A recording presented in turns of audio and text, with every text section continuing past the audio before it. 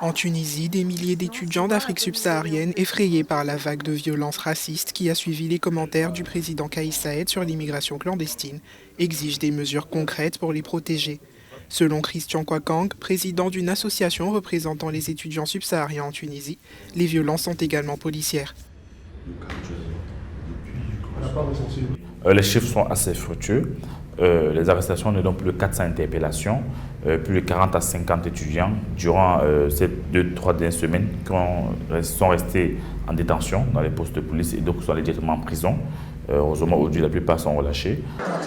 Pendant plusieurs semaines, le président de l'AESAT a invité les étudiants à ne pas aller en cours et à sortir qu'en cas d'urgence, en exigeant une politique concrète du gouvernement pour la sécurité de ces derniers.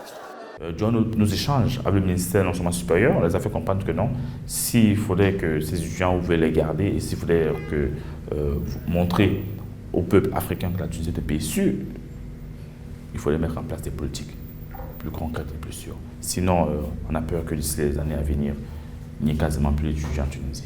Le ministère de l'Enseignement supérieur, qui considère ces actes comme isolés, a mis en place des cellules de communication et des points de contact dans chaque établissement pour signaler tout incident discriminatoire.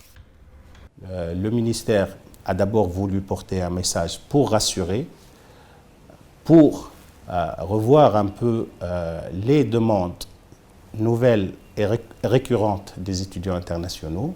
Nous avons travaillé, le gouvernement a travaillé sur les questions des conditions de séjour, de carte de séjour. Et là, j'aimerais bien rappeler qu'en Tunisie, l'essentiel des étudiants internationaux viennent en Tunisie sans visa. Donc le processus, il est plutôt expéditif et simple.